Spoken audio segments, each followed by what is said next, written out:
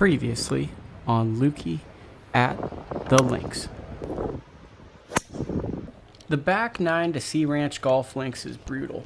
It starts off just like a gentle hike. You cross this street, you follow the signage that you're going to see a couple of times over, you pass the pro shop, and then you get to this tee box that's right on the other side of this beautiful, like, sea culture type resort.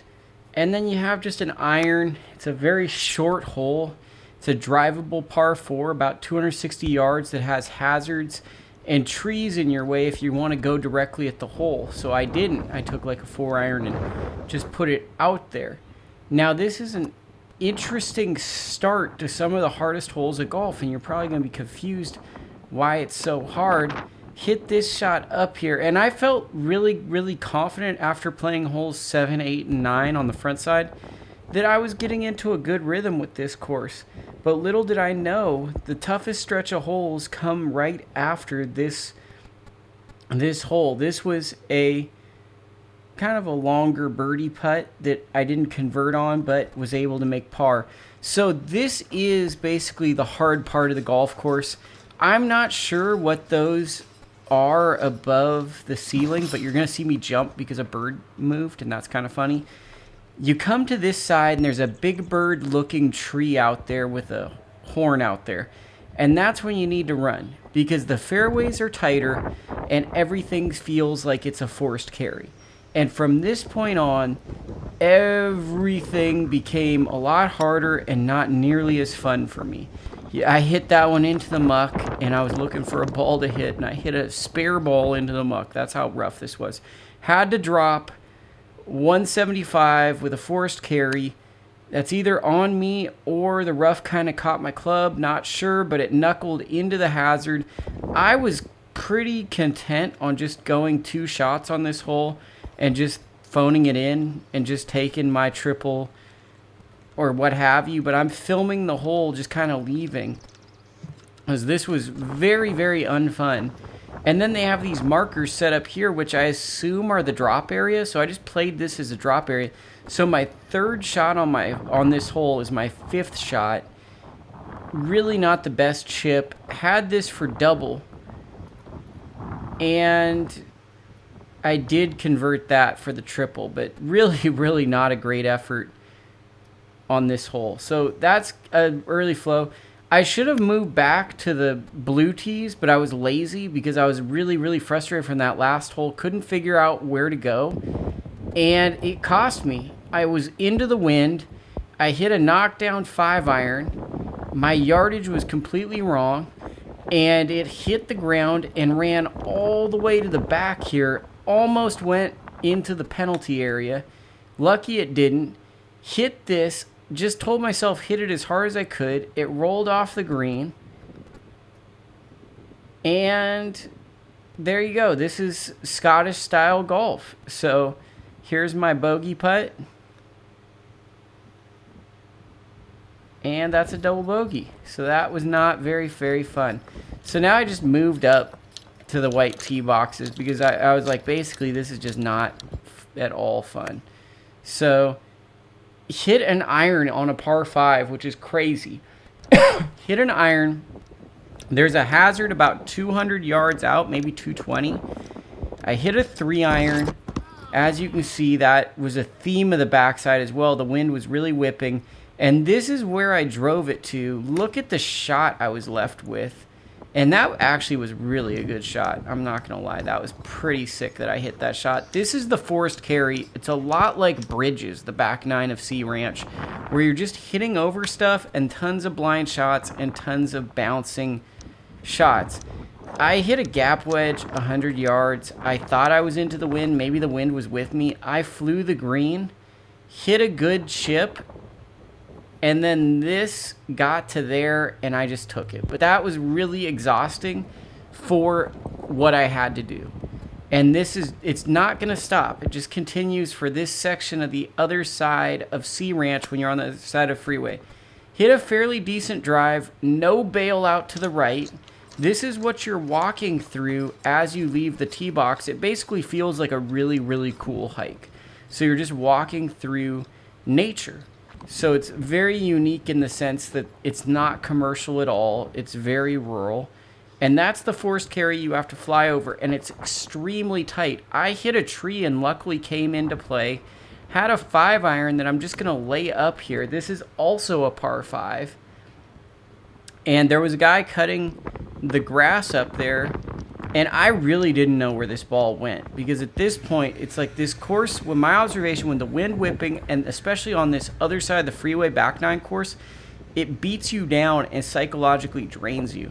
So I actually hit that further than I thought and had a decent approach shot in for my third shot. As you can see, there's mower guy. There's some bunkers. But man, is this tricky, because it bounces and it bounces. That's the best way I can explain it. Had this for birdie, and that was about as good as I could do from there. So to get that, made par, and that was a really exhausting par. That's the walk to the next tee box. Taking 2-iron off the tee here, and just hit a low runner. And I probably the apex of that shot was probably about 10 feet in the air, and it ran out about 180, 190 yards. And that is perfect for this style of golf course. Like, you just need something that's going to stay low to the ground and run out. And then this is crazy, because I actually misjudged the wind off the tee. It was actually, the wind was with me. I could have hit driver. I hit that so good, and watch. That's wild. That was a pitching wedge, and you'll see. That's the white. That was 150. This is a heart-shaped green, and then I got what happened to me at Spyglass, if you guys remember. The putt from hell. So it's just, I went all the way to where you're not supposed to go. That was an into the wind putt. Just hit it as hard as I could, because I didn't want to set up the tripod again. And then this is what Sea Ranch, not seagrass, although I'm looking at grass, will do to you. Yet another 3-putt. And then, thank heavens, I'm on the other side of Sea Ranch.